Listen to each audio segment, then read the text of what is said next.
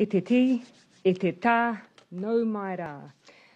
Firstly, I want to apologise, everyone, for the slight delay in us joining you for this afternoon briefing. I'll be frank, my computer froze, something that happens to all of us at the best of times. As you will have seen earlier today, there are 22 new community cases to report, 3 of which are in Whakatiwai in the Hauraki area, and the remainder in Auckland. Just a brief recap for those who may not have familiarised themselves with the Ministry of Health's update here. Of the cases reported today, the majority are household or known contacts. 5 are unlinked. 3 of these, though, are within one family, and we already have a tentative link for this family. Interviews are underway, and we'll give you a further update on this tomorrow, but as you will have seen in the past, we do often link these cases in time. A few more details on the Whakatiwai situation. We have tested in and around this case and continue to do so. Of that testing, which has included so far household contacts, corrections staff, court staff and police staff, we still only have the 3 positives that were reported this morning. We are continuing with widespread testing in the community where these cases reside. Testing sites have been set up today to assist with that, and over 300 swabs have already been taken in what is a relatively small community. At the same time, though, we do want to make sure we are keeping the community safe while we identify contacts and so on. For more details on the steps we are taking in that regard, I am going to hand over to Dr. Bloomfield. Dr. Bloomfield. Thank you, Prime Minister. Kia ora koutou katoa. So, in addition to the testing and contact tracing and isolation that's already in place, I am going to put in place a Section 70 notice, which will place some requirements on people who live in an area north of Highway 2 and centred on Mangatangi, and that will effectively extend the road boundary to the east of, just to the east of Maramarua, and also just to the southeast of Miranda on the Firth of Thames. And so people who live north of those roads are required to do the following things. What I'm going to do in the Section 70 notice is essentially ask people who work there or live there or who have visited households there since the 8th of September to remain at home and to monitor for symptoms.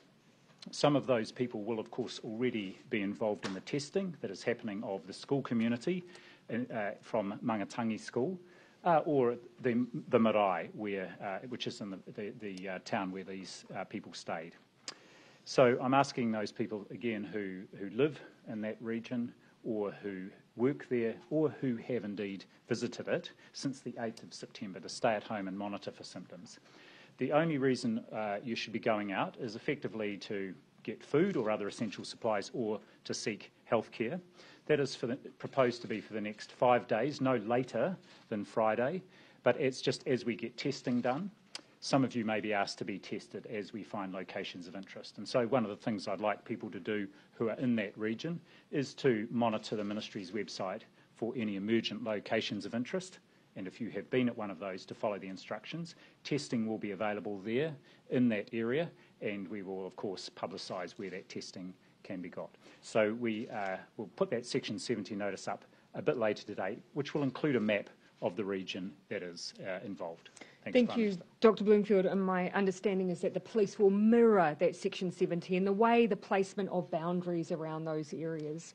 So essentially the approach that we have taken here is a bespoke level 4 lockdown requirement for an extended area around where those cases reside and where that community congregates around, including the areas where the school predominantly services.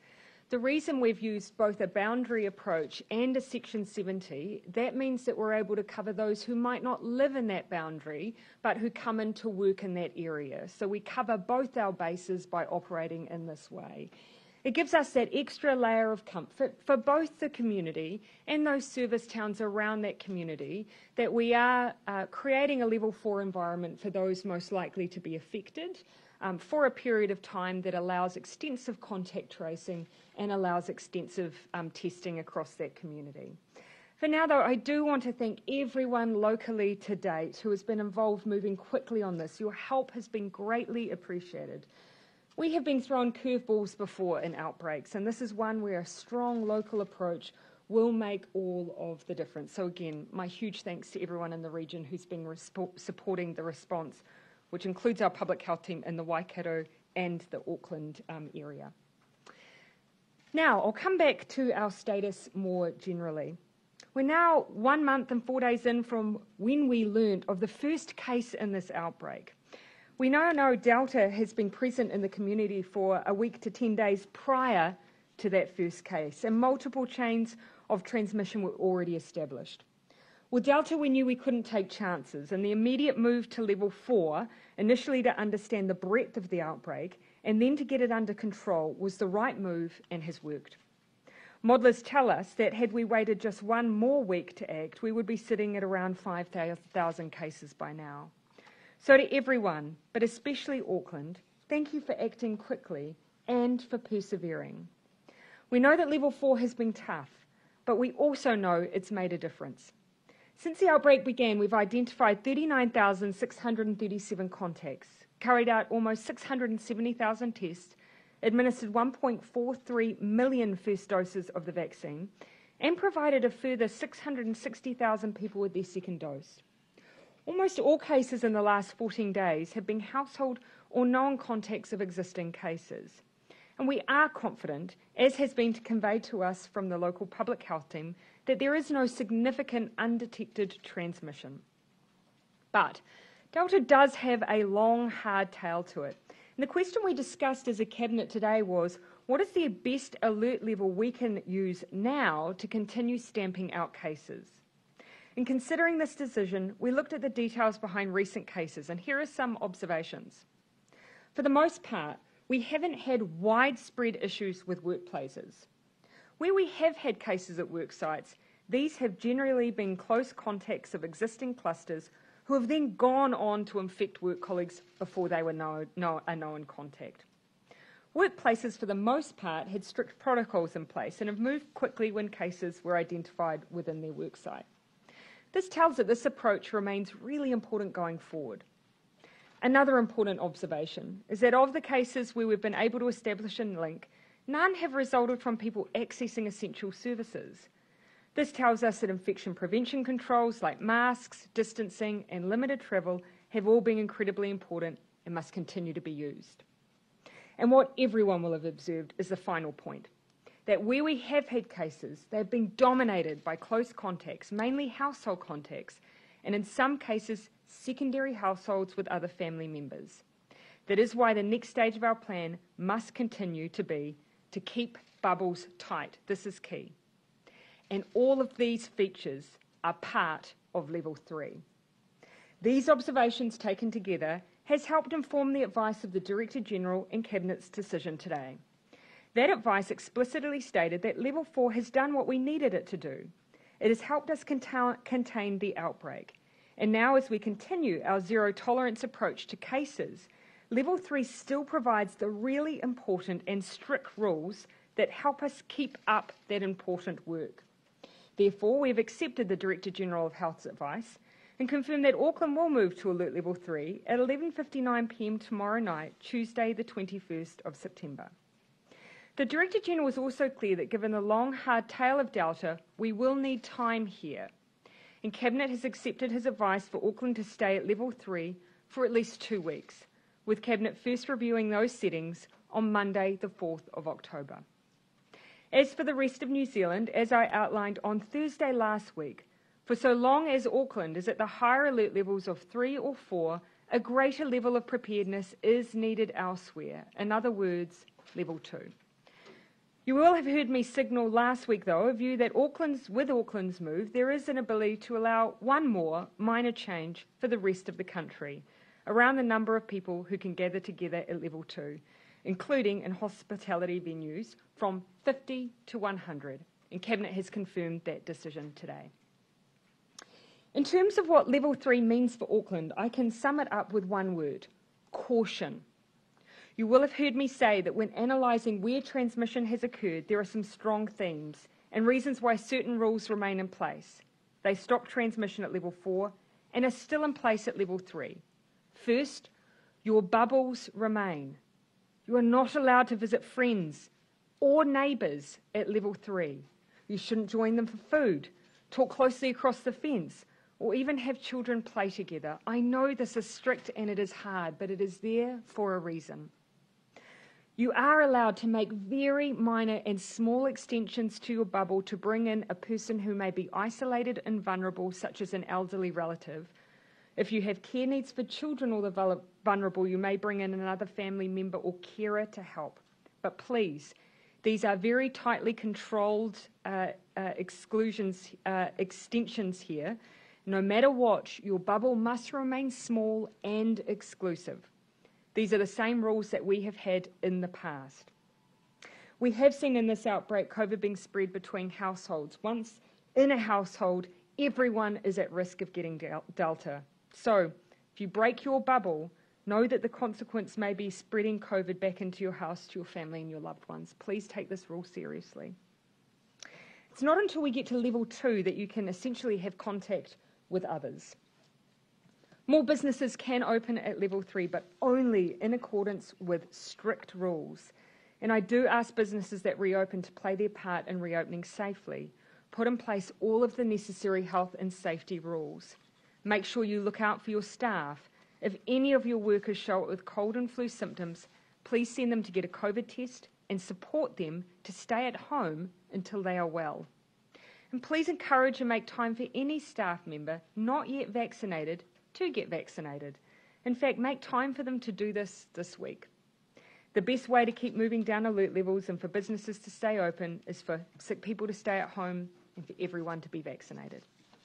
For everyone else, keep working from home if possible and keep children and young people at home with you where you can. Remember, schools are, broadly speaking, closed. They should only be going to school if parents must go to work and there's no other option available. You recall that this is the same setting we've always had for level 3. For the most part, schools and other learning centres are closed. In the rare instances where children are in a school environment at level 3, Cabinet today agreed to make face coverings mandatory in all level 3 high schools in all indoor settings such as classrooms and assemblies. This is an added precaution. Again, this is for level 3 high schools. Again, it will be very rare that anyone is in attendance at these schools, but where they are, we have a mask requirement for them. Events and gatherings still cannot happen without except for the extraordinary exception of 10 people being able to gather for a civil union wedding, funeral or tangihanga. Again, that is in extraordinary circumstances. And a reminder, because Delta has changed the rulebook, we have had to change how we manage it. Here is an overview again of those changes. Contactless delivery and pickups can occur, but all staff and customers are legally required to wear a mask for outwardly facing businesses. So when you pick up something in a contactless way, everyone should be wearing a mask. In fact, everyone is strongly encouraged to wear a mask in any indoor setting with people outside your bubble. The latest science tells us Delta spreads very easily, often through the air, so masks make a real difference. I'd encourage all businesses to familiarise yourselves with all the level 3 requirements. Meanwhile, business owners and operators can now access their premises in order to prepare for contactless opening, including to meet the public health requirements. I now have a particular message for those listening who are over 65 and especially in Auckland. For you, level 3 poses a slightly higher degree of risk, and that is why I'm stepping up my level 3 advice for anyone over 65 in Auckland. If you have not yet been vaccinated, please stay at home until you have been. This will give you an extra layer of protection in this outbreak. We have been doing direct outreach to all our over 65s who haven't had their first dose yet in Auckland. That amounts to about 23,000 people. The vast majority of over 65s have been vaccinated, but for the smaller group, we really do want to encourage you to take that next step. Last week, a letter was sent to those over 65s who we had details for. Today, we're commencing an outbound call campaign. Healthline have started calls this afternoon to support our older New Zealanders to be vaccinated. These will average about 8,000 calls a day. If you get a call, please take the opportunity to ask any questions or raise any concerns. We have people on the end of the line who can answer them for you and help with the booking and support you to be vaccinated. If you have a booking that's a way off in the future, please bring it forward. There are plenty of spaces right now. We've only asked our oldest people specifically to stay at home once before. It was when we didn't have a tool to protect you. It was right at the beginning of lockdown. Now we do have a tool, and I'm asking that you please use it. If staying at home makes you feel anxious or distressed, please reach out. Many pharmacies are doing medication deliveries, and the Student Volunteer Army grocery delivery service can help you access food. Aged Concern can be contacted for general advice and support. Their number is 0800 65 2 105. If you just need someone to talk to, and this message is for anyone, please at any time use 1737. Finally, quick reminder on the boundary rules, and then we'll open up. These are tight for a reason. Most people are not permitted to travel. If you had permission to travel regularly, such as for work, you need to have evidence of having a test in the last 7 days. Again, this is for travel over the boundary. The rules are different for people permitted to travel for personal reasons. You must now carry evidence of a negative test result within 72 hours before you travel. There is an exemption process for emergencies through the Ministry of Health, and this is work we've been signalling for some time. My final word.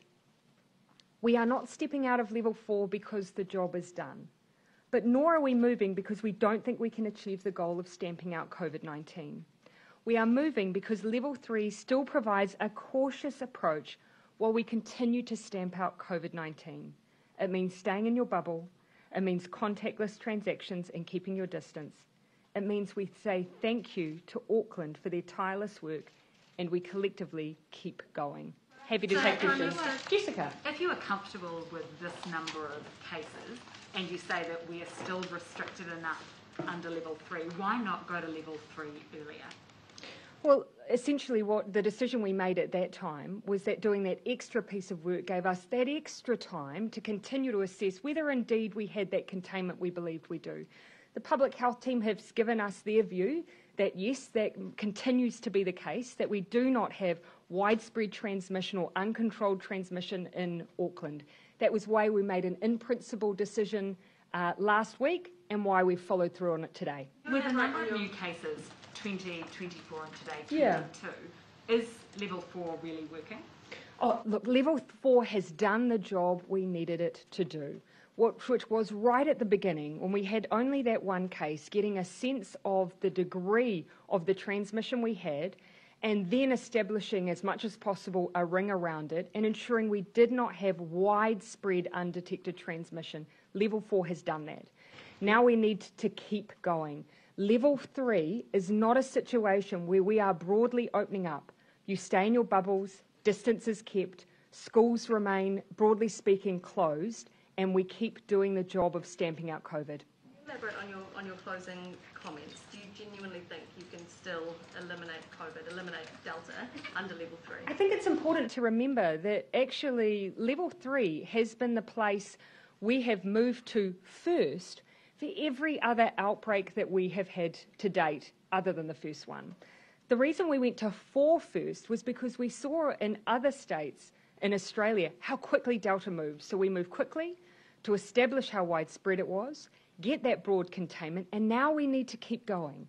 And I'd really highlight again, 3 is a continuation of stamp it out, not a cutting loose of those restrictions. Despite those heavy restrictions in level 3, people are still going to be concerned that the outbreak's going to potentially blow out under level 3. What assurances can you give, and can you also commit to not yo-yoing back up to level 4? Well, you will have seen from the observations of where we've had transmission to date that ultimately all of the protections that level 3 provide will continue to be important for us, and were important in level 4, and they're all still there. We don't want people intermingling with others. We want those protocols of infection prevention, masks, distancing, all to remain in place, and level 3 does that. And we still restrict people's contacts. Schools don't open. You can't go into eateries. It's all contactless deliveries. That remains critical, and we asked everyone to play their part because that will continue to help us with case management. Are you rolling out a yo-yo back up to level 4? Look, we're moving now because the advice we have is we do not have widespread transmission across Auckland. If everyone continues to play their part, we can continue stamping out. Dr. Bloomfield, you might like to give your comments there, though. It's ultimately your advice. Two comments I would make. First of all, as the PM has said, good evidence from a range of sources that we don't have widespread undetected transmission in Auckland. Wide testing, we've done some modelling. We're very confident there's not a pool of undetected transmission happening there. We are still getting cases come up, and often they are unlinked initially, but we are then able to link them back to specific cases. They're also centred geographically, they're much more confined to that South Auckland area. So whereas when we gave the advice to remain in level 4 most recently, we felt we had some still quite rough edges of the outbreak. We think they're not as smooth, totally smooth yet, but much smoother than they were. The second comment I would make, and again this reiterates what the Prime Minister has said, elimination is about stamp it out. It's about zero tolerance for the virus in our communities. And that's what level 3 is about.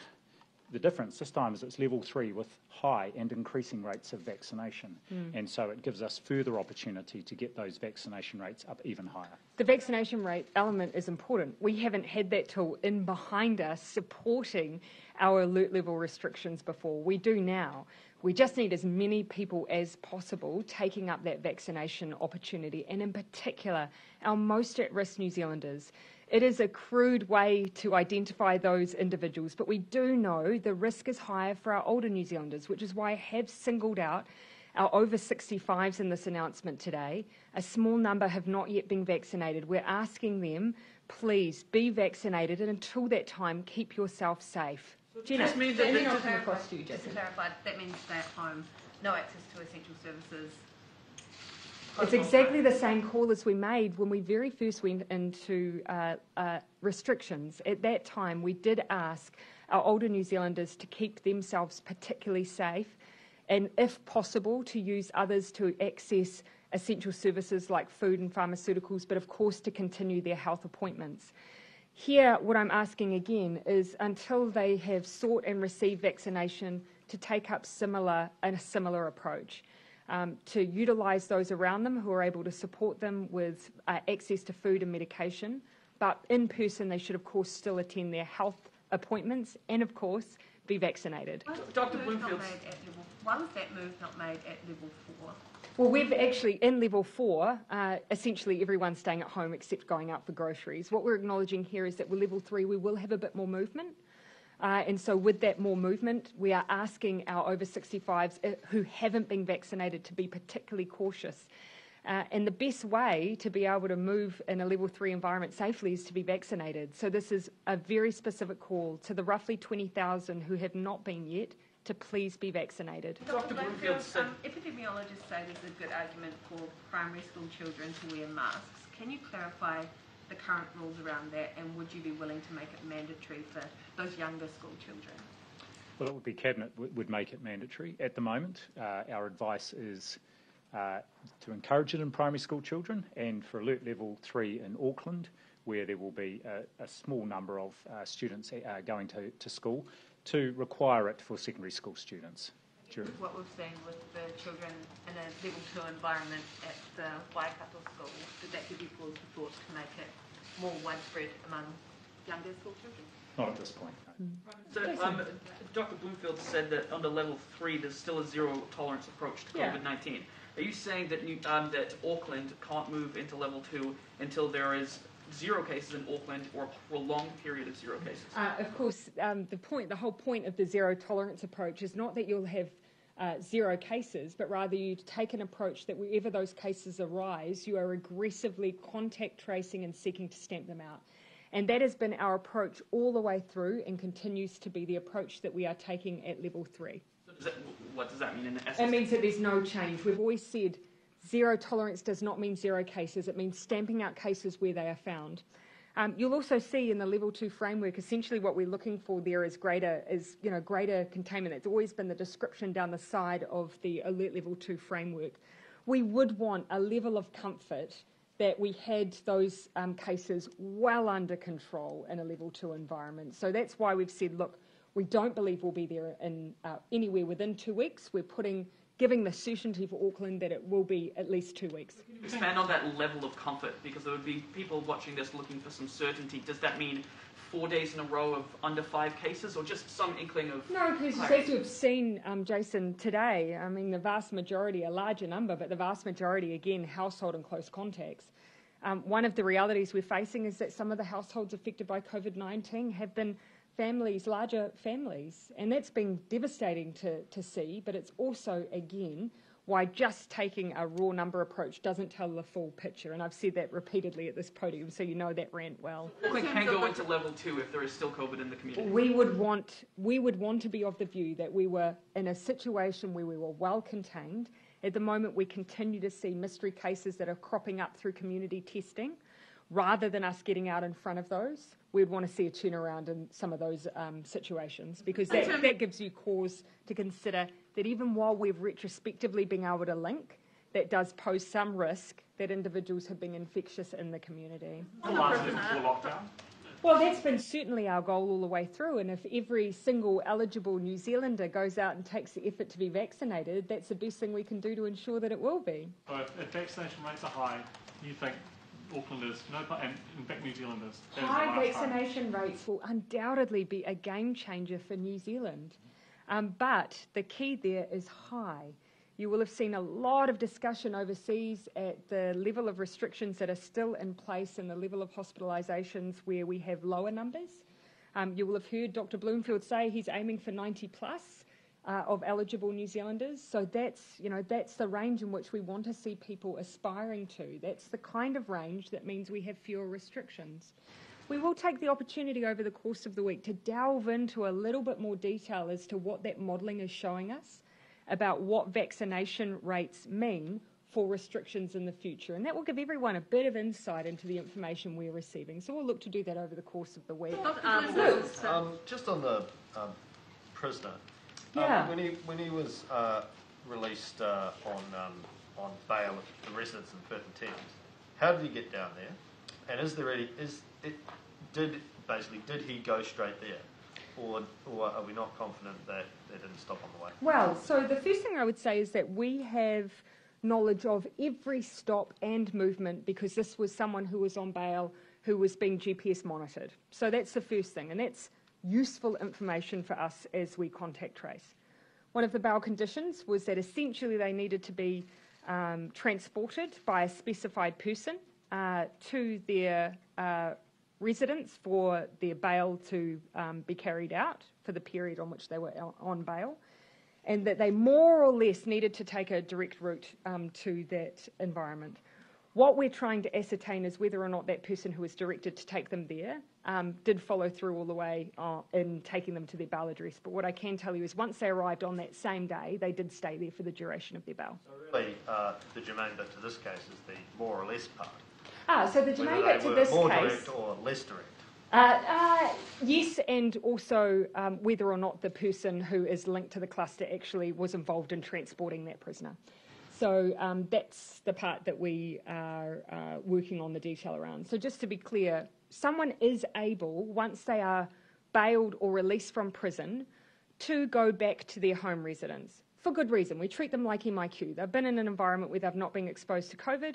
And of course, Mount Eden is a remand prison. It will have a number of people from outside that region, and they need to get back to their place of residence. Bail conditions set basically say you have to go back to that address.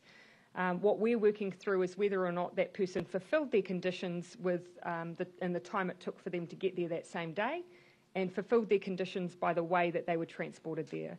There was a small number of people that took them to their place of residence, and so that's what we're working through. And who's doing that work? It's a mixture of corrections, police, yeah, MOH? corrections, across corrections and police. Ministry of Health are only interested for the purposes of contact tracing those involved.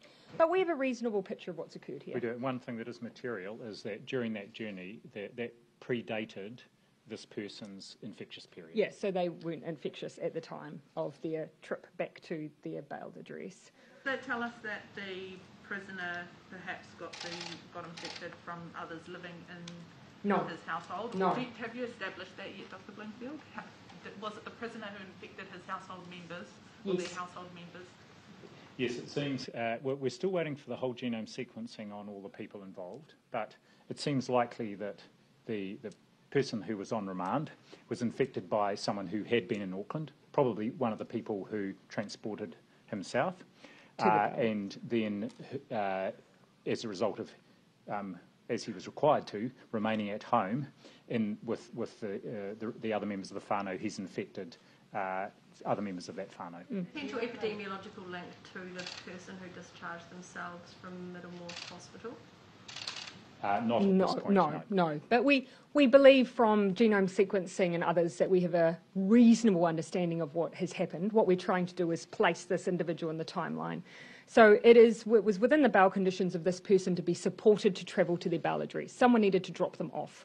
So what we were working through is which of those individuals involved in that drop-off were was the infected person, at what point did they join the journey, and whether that was outside their bail conditions. Did you not know that this person's household was in a level 2 environment when answering questions yesterday? Because there were 2 sites that we were given involved for this bailed person. One was inside the boundary and one was outside the boundary. The important point being, however, it would not have been against the rules for someone to be bailed to an address outside level 4. What's critical is to restrict the movement of coming and going for that individual. Did they return a negative test before they were sent out into level 2? No, but they had been in prison for well over 14 days and there was no COVID in the remand prison. It's very clear that this person has become infected with COVID from someone that's been involved in their journey to their bailed address. And did the person who transported them, did they break the level 4 boundary? Well, if they were involved with transporting a prisoner, not necessarily. And this is the level of detail that we're working through at this point. Corrections, not just transport them? I'd need to ask that of corrections. I don't believe it's necessarily the case that every prisoner, once they're bailed and GPS tracked, is then individually dropped off by corrections. But it is part of their requirements. It's set out in their bail requirements how they are meant to behave as they transfer, and the rules were that they were meant to be directly dropped off. So we're working through some of that as well. Keep in mind the primary consideration for us here is contact tracing. We need to make sure who is in contact when, who is at risk of having COVID when. Secondary to that, we want to see whether or not rules were broken and if we can tighten up the procedures there, and we're doing that at the same time. Taking so long to check the test. I'll just get a little bit of order back into the line of questioning. Bernard, then I'll come to Ben and Mark. Prime Minister, you say that it's contained, but why are we still getting these mystery cases that are linked after the fact? Surely, if the contact tracing is doing its job, they shouldn't be surprises. We've said that we haven't got large-scale undetected transmission. And so essentially what that means is we are still seeing cases emerge where someone may not have identified contact with someone, but which we are able to link them. So we know that basically we've already identified for a large part where the cases exist, and then are able to connect those individuals to those cases. How can you be confident that it's contained when there are contacts which you don't know about? We're confident there is not widespread undetected transmission. There is ongoing work to do to stamp it out, which is why we're at level 3. You might see another decision if we thought we were further ahead than that. And to Mr. Bloomfield, what is the R level at the moment? Is it the 0.4% referred to by Sean Morgan? 0.4. It's still well under 1, and we can see that again. Just to point out that the vast majority of our cases each day are known household or other contacts. And for example, 10 of the cases that are in today's number were already in an MIQ facility. So that's they were tested because they were symptomatic or it was their day 12 test. I had Ben. Prime Minister, what's your modelling saying in terms of where you expect cases to go now over the next fortnight? That would be a question for Dr. Bloomfield. Yeah, to continue to, my colleague in Auckland uses, rumble along a bit, but we're just expecting them to decline. One of the things we're going to do is to give an estimate, and I did it at one point last week, of the sort of expected number of cases that may still come through based on the size of the households where we're getting new cases and the conversion rate that we see. So the number of cases we would expect, and that will change each day, but we will give a range of the cases that we're expecting still to come through from our known contacts, particularly known household contacts. So I said I'd come to Mark. The level 3 lockdown is... Oh, sorry, I said Ben and then Mark, didn't I? Forgive me, Ben. That's all right. The level 3 lockdown is obviously still a lockdown, as you say. It is. It will take Auckland to 7 weeks of lockdown. Are you of a mind to offer more support from central government, whether it's handouts or mental health support, or what more can be done, because people up there are getting obviously so much? Thank you. A good reminder for me to again mention Of course, a lot of the mental health support that's provided at this level is often remote, but a reminder of 1737 youth line for our rangatahi. And we do have particular support offered to our businesses and small businesses through Business Connect and often through our chambers as well. So please, anyone needing support, either practical financial support as a business or just support to get through, please do reach out to those services. You will have already seen that we made a move that is a big step change from our original lockdowns around the way we're using the resurgence payment. That in the past had tended to be a one-off payment. We've now put it on a regular cycle. Every 3 weeks, the resurgence payment, which can be used for fixed costs, like, for instance, lease arrangements or rentals, is able to be drawn down every 3 weeks. And, of course, the wage subsidy continues to be available for those who are affected by some part of the country being in those higher alert levels. And that allows some of those businesses who might be outside of Auckland but affected by Auckland, so it will mean events or tourism businesses are able to access that support if they can meet that criteria. We do, however, constantly keep under review the needs of those particularly affected by these restrictions, and that's something the Minister of Finance is constantly assessing where our supports are hitting, if they're reaching those we needed, and if there's anything else we need to do. And just, sorry, in the same vein, thank you. Yeah. What would you say to businesses majorly impacted in the South Island by these level 2 restrictions when they haven't had a single COVID case there for so long now? So you'll know that the reason that we keep that cautious approach going is that you have seen, despite best efforts to put up a solid boundary and put testing at that boundary, we do sometimes have people who are using legitimate means to travel for what are essentially rule-breaking purposes. So that's why we've been cautious throughout the rest of the country. So long as we have cases in Auckland and are at level 3, we want to protect the rest of New Zealand.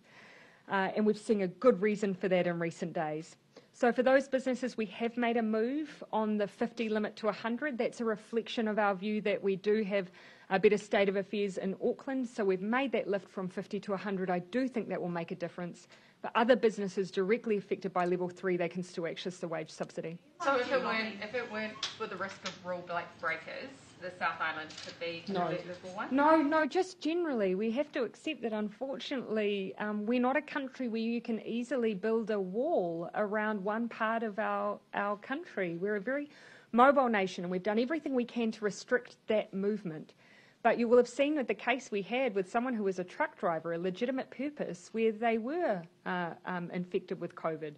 So by them working in a country which has level 2 restrictions, that gives an extra layer of protection to all our communities when we need it most. Prime Minister, just on the I will just keep coming back through, Mark, coming back through the back. Do you have a sense of when this Greenland prisoner might have been infectious from, and how many cases there might be downstream? So we've set the date of interest from the 8th of September, is my memory, Dr. Bloomfield? Yes, that's the date that he travelled there. However, his symptom onset was the 11th, and so 2 days prior to that. But we've set it from the 8th because that's when the person, possibly one of the people who transported him, or the person who transported him, may have been infectious in the community. So that's adding a little bit of extra caution. Yeah. And do you have a sense of how many, or have any modelling about how many cases there might be downstream if you have a case introduced? If you have about 10 days of undetected transmission in this area? Well, so far we've got the testing today, which we've got a number of people who have been tested across corrections, courts, police, keeping in mind they've used PPE, so that makes a difference. Then the household, so far 3 back, majority tested, 1 yet to have a result. Yes, so there, I think there were 9 people in the household. 1's just been tested today. 3 others have returned positive tests, but the others have returned negative tests. Yeah, and so now sweeping through the community. Yeah. In level 3 in Auckland, you start finding more undetected cases or undetected chains of transmission. How confident are you in your ability to control that transmission and to stamp it out? At what point would you need to move back up to level 4? A good entry for me to just highlight again that vaccination is one of our key messages, and the other is testing. You'll remember the 7 suburbs that we identified that we want to see testing continue with. Those remain our sites of interest. We have added an additional suburb of interest, but it essentially, for many of those who are local, will know that it overlaps with a number of those existing suburbs. It's identified as Clover Park. It does overlap with most of the ones that we have on, many that are already on the list, but we wanted to be explicit that Clover Park is another suburb we do want those testing rates up. So what we'll do over the course of this week and next is come down and just report on the number of tests we're having come through those communities and initiatives we'll be undertaking to keep those numbers up. We believe that will help us get in front of some of those cases that we are linking retrospectively, because we're tending to see them come through those specific suburbs, and this will help us get a bit of earlier signal and earlier surveillance in some of those areas. Do you still think you can get to 0 cases again, and is that still your goal? Yeah, well, we are in level 3 because from level 3 we have done that before, and so our belief is this still is absolutely a legitimate tool in our Stamp It Out strategy, and that's why we will be there for that length of time to continue to try and do that. How many people transported the prisoner from Mount Eden prison back to their bail address, and why did so many, it seems as if there were multiple people, why did multiple people take them there? And so look, that is one of the questions that we're working through with corrections on. So there was a specified person who was meant to take them back to their bail address, so we're just working through whether or not bail conditions mean that that must be an exclusive arrangement or not. So that's one of the issues we're working through there. But to keep in mind again, someone is able to be transported, but those involved with transporting are then meant to be back in their level 4 environment. Section 70, how long exactly is it going to be in place? And I guess if cases pop up in the community there, will you look at a different response, whether that be a different alert? Yeah, so 5 days initially, and that's so that we can get that testing underway, get returned results, do that rigorous contact tracing, and then we'll revisit. Yeah, so it's initially for 5 days. It could be shorter. So it's 5 days or until a medical officer of health says that people can be released. That we think will give us a good amount of time.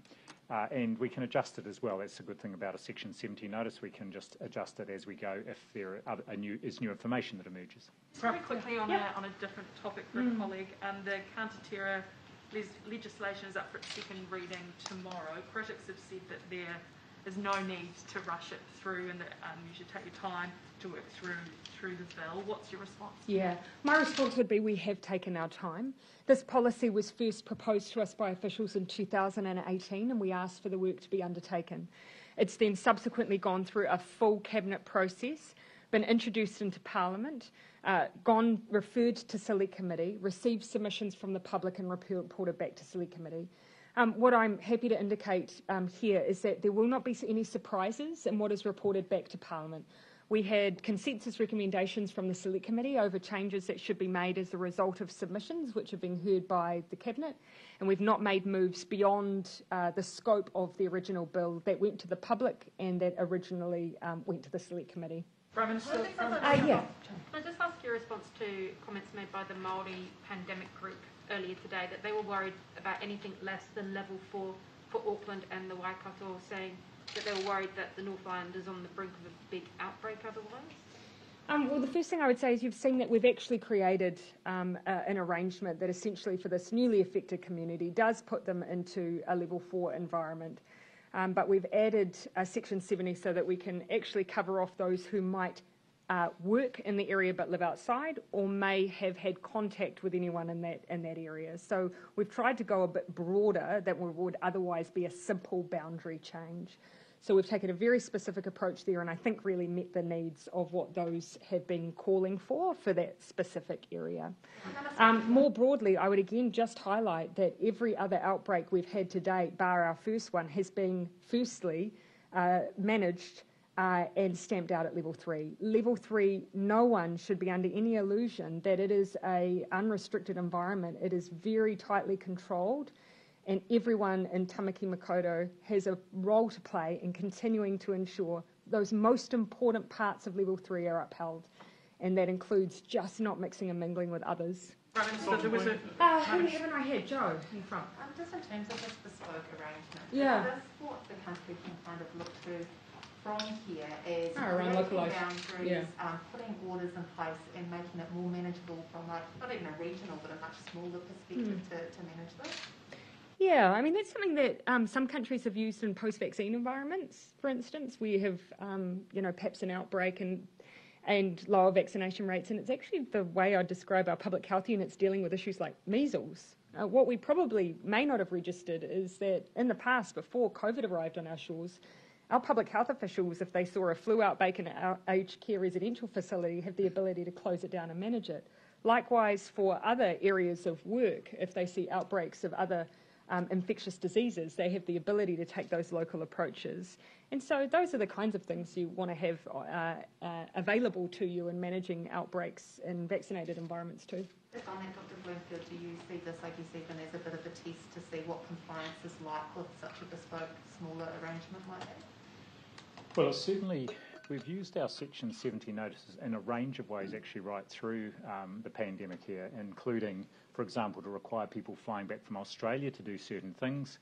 And this, I guess, is just extending that to requiring people in a geographical area or who have accessed that geographical area.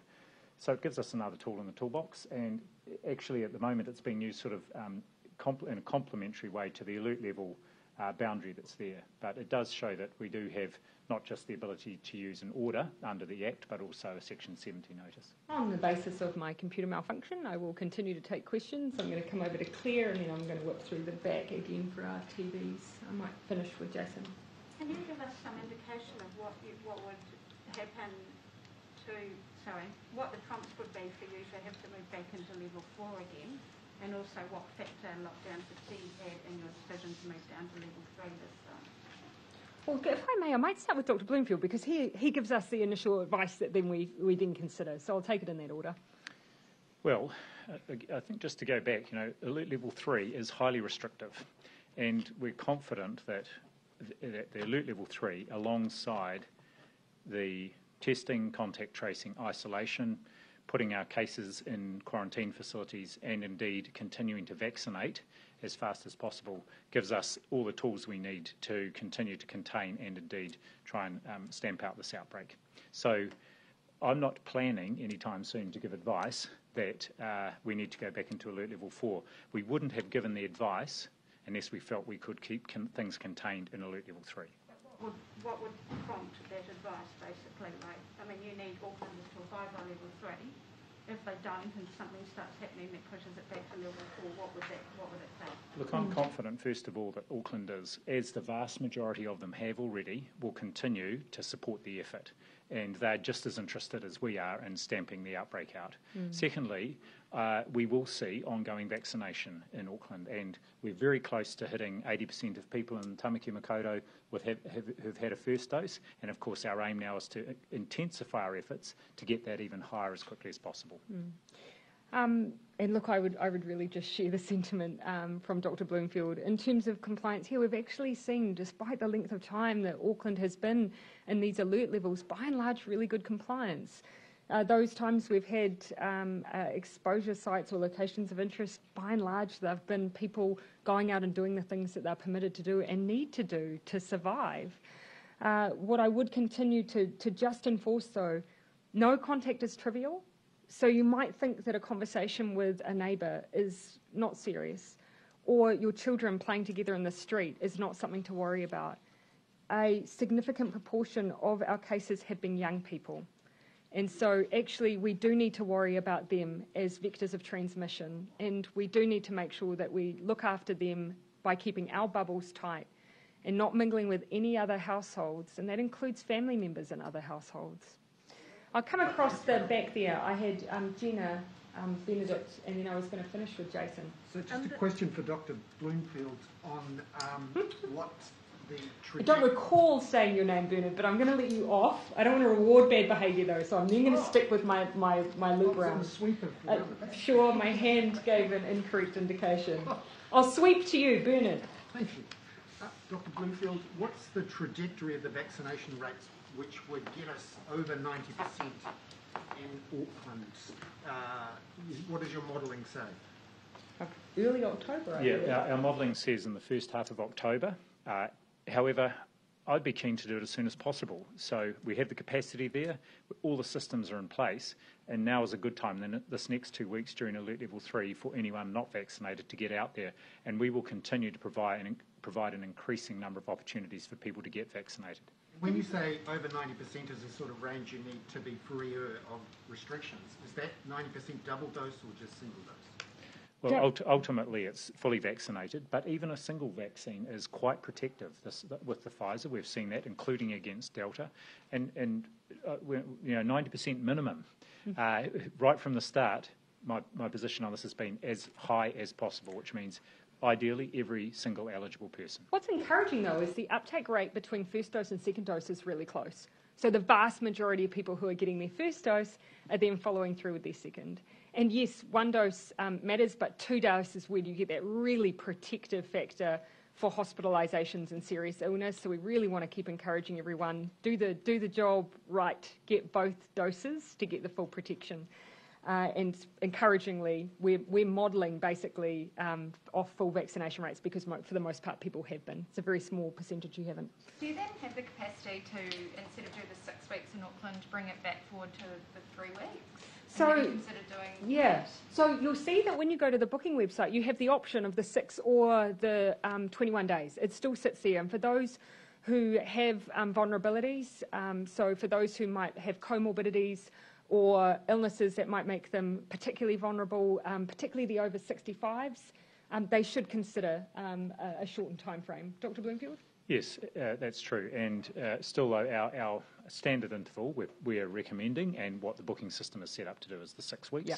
And there's no reason for us to change that at this point. But it's available to individuals on the site. They can take that decision. Yeah. Last time Auckland was at Alert Level 3, there was a lot more traffic crossing that southern boundary into Level 2. Have you put extra resource into that border and also into the testing of people needing to cross that border, or will there be less of it this time? Yeah, so we've got the difference being, of course, last time is there were some people who were travelling. Remember, that was the first. We went 3-2. We didn't have a 4, so we've actually already had the ability to set up what we need at that boundary. So it's not the big jump that we had last time. The second thing I'd say is that the reasons for travel essentially remain in place from the 4 environment for the 3 environment. So we are not expecting a big change in the way that boundary looks and feels. There is still no regional travel. You still have to have permission from MB to travel for essential work. You still have to be tested on a 7-day rotation. And if you're travelling for an exempted personal reason, you must have a test 72 hours within 72 hours of travel, unless you have an emergency exemption from the Ministry of Health.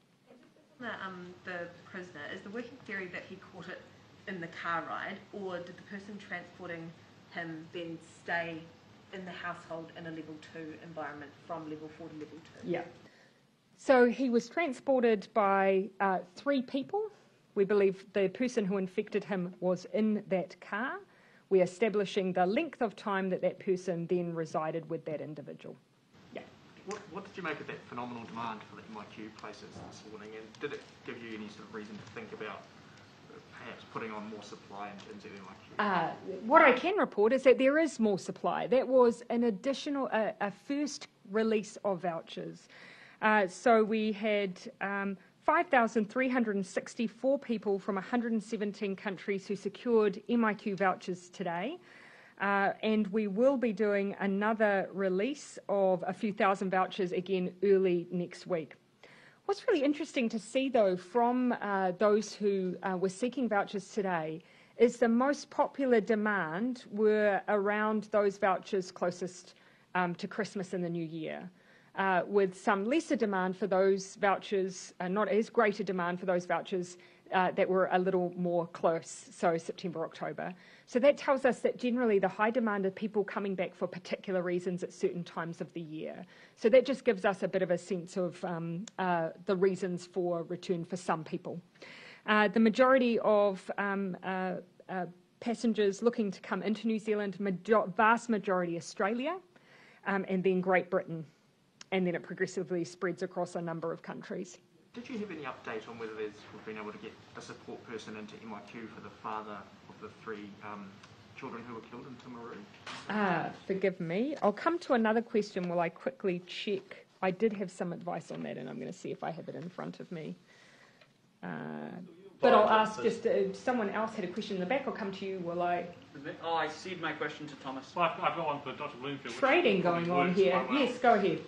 Dr. Bloomfield, the R value, the 7-day rolling average of cases is, I think, 21 today. It's been in the 20s for some days now. How is it that the R value is below 1 when the number of cases, daily cases, seems to be roughly the same? Because the majority of those cases are not arising de novo in the community. They're amongst household and other known contacts. So people who are already in isolation, and indeed nearly half of today's cases actually in a managed isolation or quarantine facility. If there are household contacts or known contacts, they do not contribute to the calculation that produces the R value. Well, they contribute, but it's taken into account in the modelling. Remembering that, of course, it's the counterfactual you're looking at here. So an R value over 1 means every person is infecting at least one other, whereas in this case we are seeing a small number of new cases emerging, and then the other cases that they're infecting are people who are already isolated, so they're not then infecting others. So just on the Timaru family, police are liaising very closely with the family, and we are providing space within MIQ to urgently allow family members to come into New Zealand to support the family. While I don't have details on whether or not that means people will then come into MIQ to be joined to have that family support, we are able to be flexible when it comes to MIQ and the way we arrange it to provide for urgent needs for people. But I'll leave that up to the privacy of the family to work through what's going to be best for them. Can I just ask you also, yep. A group of Afghan translators have travelled down from Hamilton today. They're outside the front of Parliament. They're desperate to talk to the minister, someone about what's happening to their families back in Afghanistan.